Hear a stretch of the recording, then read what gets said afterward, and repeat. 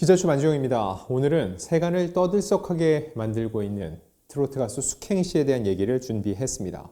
자, 2026년이 됐지만 여전히 2025년부터 넘어온 사건들로 시끌시끌합니다. 자, 숙행 사안 같은 경우 불륜설이었죠. 부적절한 만남. 이거 자체는 있었는데 하지만 법적 판단을 받아보겠다는 겁니다. 그래서 왜 이렇게 얘기를 하고 있는 건지 숙행 씨의 입장문을 분석해 볼 거고요. 그리고 숙행 씨는 여러 가지 사안들, 특히 이 남성과 만났다는 거, 유부남과 만났다는 것 자체는 인정을 하는데 나도 피해자 이렇게 얘기를 하고 있거든요. 과연 이 주장이 인정받을 수 있을 것인지. 상대 유부남도 입을 열었습니다. 근데 역시나 숙행은 피해자라고 얘기를 하고 있거든요. 그렇다면 모든 게 자신의 잘못이라고 얘기를 하는 건데 왜 그러는 것인지 이 부분도 짚어보고요. 궁극적으로 숙행 씨의 활동 재개는 가능할 것인지 이런 부분도 하나씩 차례차례 짚어보도록 하겠습니다. 자, 일단 숙행 씨가 누군지 살펴보면요. 1979년생, 올해 나이 47입니다. 2000년에 여성 3인조 일렉트로닉 현악그룹 미켈의 플룻 연주자로 활약을 시작했고요. 2011년 싱글 앨범 영순이를 내면서 트로트 시장에 뛰어들었습니다.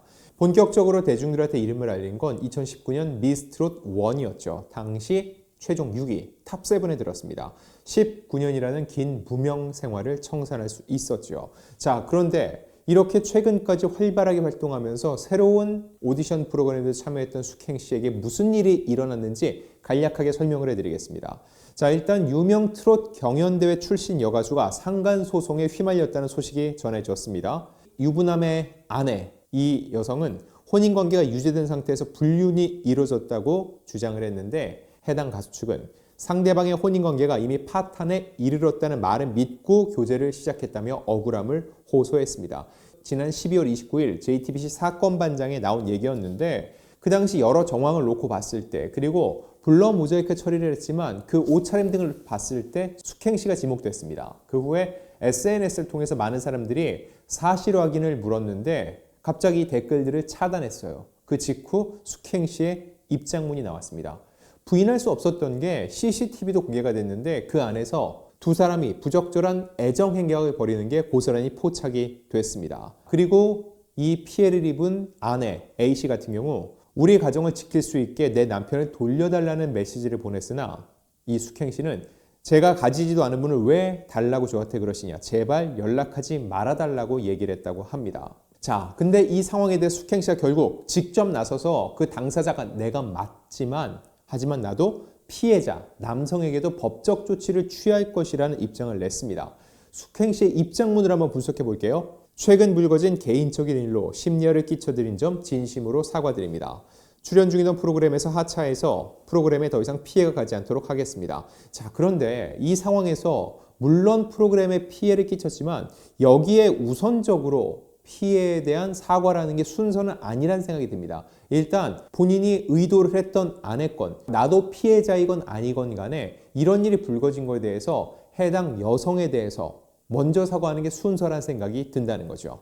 자, 그리고 모든 사실관계는 추후 법적 절차를 통해 밝히도록 하겠습니다. 확인되지 않은 사실이 무분별하게 유포되는 행위는 저와 가족들, 참가했던 프로그램에 대해서도 회복하기 어려운 피해를 안길 수 있으니 과도하고 불필요한 보도는 자제해 주기를 정중하게 부탁드린다라고 했는데 가장 중요한 부분에 대해선 제대로 얘기를 안 하고 있다는 생각이 듭니다. 즉 불륜설에 대해서 사실이다 아니다.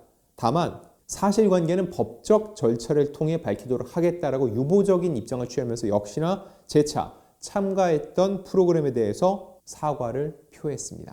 자, 그러면은 숙행 씨는 왜 나도 피해자라고 외치고 있을까요? 일단 공개된 녹취록을 보면은 제가 할 말은 없지만 저도 피해자라고 얘기를 했습니다. 이혼이 거의 다 진행됐다고 들었고 나와 결혼도 한다고 해서 부모님께도 인사를 드렸다. 난 잃을 게 많은 연예인이고 오랜 무명의 시간을 버티면서 여기까지 올라왔는데 이런 상황인 줄 알았다면 그렇게 했겠느냐고 주장을 했습니다. 자, 근데 이 부분입니다. 이혼이 거의 다 진행됐다고 들었다. 이 이야기인즉 아직까지 이혼이 마무리되지 않은 유부남 상태라는 것을 알고 있었다는 얘기로 해석이 되거든요. 정말로 본인 얘기대로 오랜 무명의 시간을 버티면서 여기까지 올라왔는데 그렇다면은 이런 상황인 줄 알았더라면 더 조심하고 모든 게 마무리될 때까지 기다리는 게 옳지 않았을까 생각이 든다는 거죠.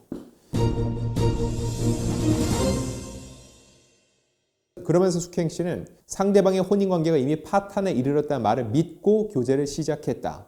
아내와 이미 이혼에 협의했다. 재산 분할과 위자료 정리까지 끝났다고 안심을 시켰다. 라고 주장을 했습니다. 근데 이 아내가 연락을 취하고 문제를 삼았다고 했을 때 그러면은 더 철저하게 선을 긋고 오히려 아내에게 사과를 하고 바로 관계를 정리했다면 과연 여기까지 왔을까라는 생각을 한 번쯤은 해보게 됩니다. 이런 상황에서 그 상대 유부남이 입을 열었습니다. 1월 1일 새해 첫날 연예 뒤통령을 통해 입장을 냈는데 어떤 인물인지 보면은 일단 숙행과 동갑 1979년생이라고 하고 있고요. 현재 사업을 하고 있으며 2004년 결혼 후 슬하에 자녀도 있다고 얘기를 했습니다. 지난해 8에서 9월 우연히 식사 자리에서 만났다고 하는데 숙행이 행사를 다닐 때 동행할 친구가 없어서 호기심에 시간도 되니까 내가 해볼게라면서 출장을 가게 됐다. 매니저 역할을 하게 됐다는 거죠. 아내가 그 사실을 알고 숙행과 교제를 이미 하고 있다고 생각한 것 같다. 그때는 연인관계가 아니었다고 부인했습니다. 근데 그때 연인관계가 아니었다. 이 부분에 대해서는 다툼의 여지가 있습니다. 다만 왜 자신이 매니저 일을 보죠? 본인은 사업을 하는 사람인데 굳이 숙행 씨가 행사를 다닐 때 동행할 친구가 없다고 해도 본인이 나서서 출장을 가게 될 이유는 없고 만약에 그렇게 됐다면 이거는 일로서 접했다면 아내에게 얘기를 했어야겠죠. 내가 이러저러해서 숙행의 매니저 일을 보게 됐다. 이건 일이다. 사업의 일환이다. 그 얘기를 명백하게 했는지 이 부분도 쟁점이 될 것으로 보입니다. 다음 내용을 보면 우리 만남을 갖자고 한 적은 없고 부부관계가 안 좋다 보니 2월 초 별거를 해 집을 따로 얻어 나왔다. 근데 2004년에 결혼을 해 어린 나이부터 한 번도 혼자 자취를 하거나 그런 적이 없어서 가전, 가구, 밥 이런 걸 전혀 모르니 숙행한테 요청했다. 연예인이니까 싸게 할 수 없냐 해서 가구점도 소개시켜주고 필요한 반찬도 주고 그렇게 한 거다. 별거를 해도 법적으로 부부죠. 근데 왜 이걸 숙행 씨한테 가전, 가구, 밥 이런 걸 모르느니 이거를 왜 숙행 씨한테 요청을 했냐는 겁니다. 주변에 다른 사람들 있을 텐데 오해의 소지가 있다는 거죠. 자, 그리고 논란이 된 키스 장면, CCTV에 담긴 키스 장면에 대해선 내가 먼저 이야기를 했다. 난 상황이 이렇고 이혼을 전제로 나와 있다. 당장 서류 도장을 찍고 정리를 하고 싶었는데 와이프는 첫째가 수능을 앞두고 있어 이런 중요한 시기에 분란을 만들고 싶지 않다 해서 수능 끝날 때까지 기다리자고 했다. 그렇게 해서 별거하고 그렇게 되는지 알았다. 그런 수순으로 숙행한테 이혼 준비 중이고 사실은 마무리된 것과 마찬가지라고 얘기를 한 거다. 숙행은 처음엔 겁을 많이 냈다. 연예인인데 그렇게 하면 안 된다고. 아내한테 전화 오면 무서워 도망 다녔고 나중에는 익숙해지니까 내가 유부남이란 걸 잊고 아니랬던 것 같다고 얘기를 했습니다. 일단 키스를 포함한 스킨십 모두 인정을 했습니다. 근데 이 얘기도 보면은 처음에는 다 마무리되는 단계다. 사실상 혼인관계는 파탄 났다고 주장을 하는 것으로 보이는데 처음엔 도망 다닌 거 얘기를 하더라도 나중엔 익숙해지다 보니까 아니랬던 것 같다고 얘기를 했습니다. 즉 결과적으로 볼 때 혼인관계가 마무리되지 않은 상태에서 아니랬다 하면 안 되는 행동을 했다는 걸 인정한 거라 볼 수 있습니다. 자, 그리고 이 남성은 계속적으로 숙행을 두둔하고 있습니다. 결정적인 건 3월 아내가 내 남편 돌려줘라고 한 적이 있다. 나도 되게 당황했다. 이미 이혼을 전제로 별거를 하고 있는데 왜 남편을 돌려달라는 얘기를 하냐고. 사실 정식으로 교제한 것도 아니었다. 마음은 나 혼자 있었던 거다. 내가 숙행한테 문자를 차단하려 했다. 숙행은 나한테 계속 확인을 했다. 여러 번 확인했다. 숙행 입장에서 억울할 수 있다는 게 나로 인해 모든 게 생긴 것이기 때문. 즉 내 잘못이다. 숙행은 억울할 수 있다. 라고 얘기를 하고 있습니다. 자, 그럼에도 불구하고 3월에 연락이 왔다고 그랬죠. 지금은 1월입니다. 거의 10개월 전이죠. 그 사이에 더 명백하게 선을 긋고 사안을 정리했다면은 이런 일이 발생했을까? 라고 의구심이 드는 부분입니다. 그리고 동거설에 대해서는 철저하게 선을 그었습니다. 같이 산 적이 없다. 숙행은 논현동에 자기 동생과 살고 있는 더 큰 좋은 집이 있다. 굳이 여기 와서 살 일이 없다. 내가 혼자 사는 집에 왔다 갔다는 많이 했다. 동거 자체는 있을 수 없는 일인데 엘리베이터에서 자주 목격되다 보니 한 집에 살았다고 단정을 지은 것이라고 해명을 했는데 많이 왔다 갔다 했다는 건 인정을 했고 그렇기 때문에 CCTV에도 그런 애정 행각이 찍힐 수 있었던 거죠.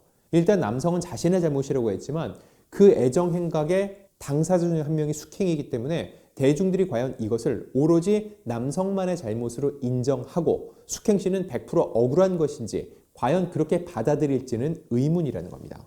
자, 그럼 여기서 숙행 씨는 혐의를 벗을 수 있을지 이걸 한번 따져보면은 이거는 법적인 부분이어서 실제로 숙행은 속았다. 그리고 남성도 나한테 속은 게 맞다라고 하면은 상간 부분에 있어서는 혐의를 벗을 가능성도 완전히 배제할 수는 없습니다. 다만 이미 부적절한 관계를 맺었다는 게 인정이 됐고 그리고 본인 역시 유부남인 걸 알지 않았냐는 그 아내의 질문에 숙행 씨 역시 완전히 부인하지 못했습니다. 결과적으로 놓고 봤을 때 상대 남성이 유부남이라는 거, 부적절한 행위가 있었다는 거 모두 인정을 하는데 다만 이건 혼인관계가 이미 파탄이 났고 다 정리가 되고 있다는 남성의 말에 속았기 때문이라고 얘기를 했고 남성에 대해서도 법적인 책임을 묻겠다고 했고 남성 역시 내 잘못이 맞다고 얘기를 하고 있습니다.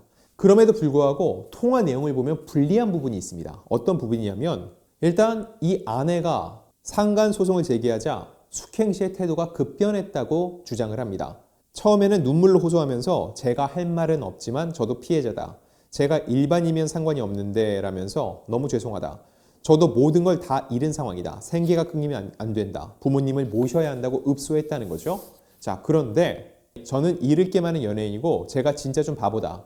제가 죽으면 두 분 모두 힘들지 않냐. 제가 남편을 공격해야 하는데 괜찮겠냐라는 발언을 한 거죠. 이 발언은 실제로 있었던 것으로 보입니다. 근데 이거는 누가 들어도 적반하장처럼 보이죠. 자, 당신은 가정을 유지하겠다고 하는데 그렇게까지 나오면 난 당신의 남편을 공격할 수밖에 없다. 괜찮겠냐? 이거는 사과하는 자세로 보이지가 않는다는 거죠. 자, 그럼 숙행 씨는 왜 이런 대응을 했는지 이거에 대해서도 해당 유부남이 연애 뒤통령과의 인터뷰에서 얘기를 했습니다. 내가 그렇게 하라고 했다. 넌 구상권을 청구할 수 있다고 했다.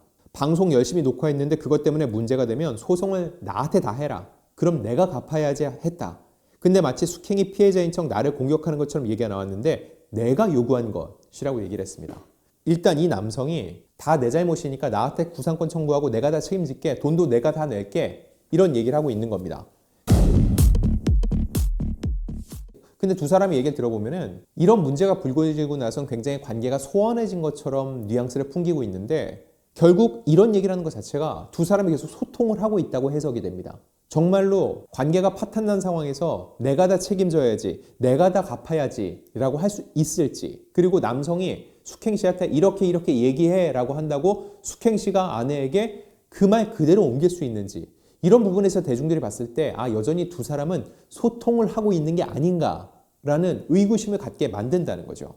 자, 이건 어디까지나 근데 의구심이고 생각이고 또 하나의 분석일 뿐입니다. 중요한 거, 핵심적으로 이제 법적으로 갔기 때문에 가장 핵심적인 건 이겁니다. 유부남인 것을 알고 만남을 지속했는지 여부라고 볼 수 있습니다. 자, 이 부분에 대해서 해당 유부남은 이렇게 얘기를 합니다. 그 부분에 대해서는 할 말은 없다. 그 부분은 잘못을 인정한다는 거고 어차피 재판에서도 그 부분은 인정받을 수밖에 없다. 나머지 동거 이런 부분을 공격하는 것들에 대해 불풀린 오해가 너무 심하다 보니 숙행을 마녀 사냥하는 게 아니냐라면서 숙행을 감쌌다는 거죠. 근데 마녀 사냥 여부를 떠나서 여기서 가장 핵심적인 거, 재판부가 판단하는 건 유부남 여부를 알고 만났는지, 알고 만났다면은 속았다라고 과연 할 수 있을지, 이 부분이 의문이 든다는 거죠. 이런 핵심적인 측면에서 숙행 씨가 알고 만났다면 향후 법적인 판단에 있어도 굉장히 불리하게 흐를 가능성을 배제할 수 없습니다. 자, 그럼 향후 숙행 씨의 활동 재개 여부 과연 가능할지를 놓고 봤을 때 본인이 앨범을 내고 유튜브를 통해 개인적으로 활동하는 거, 이거는 누가 막을 수는 없습니다. 다만 숙행 씨는 2019년 미스트롯 이후에 정말 활발하게 방송 활동을 해왔어요. 특유의 밝고 건강한 이미지로 많은 분들한테 어필이 됐다는 거죠. 그런 이미지를 토대로 방송에서 쓰임이 있었다면 향후는 이런 방송 프로그램 섭외는 쉽지 않을 것으로 보입니다. 게다가 트로트의 소비 계층이 중장년층 여성들이 많죠. 그리고 그분들이 특히 이런 상간이나 불륜 소식에 굉장히 민감하게 받아들이는 계층임을 생각해 봤을 때 향후 숙행 씨가 활동을 재개하더라도, 그리고 나는 피해자다, 나는 억울하다고 얘기를 할지언정 예전과 같은 인기와 지지를 받기는 쉽지 않을 것으로 보입니다.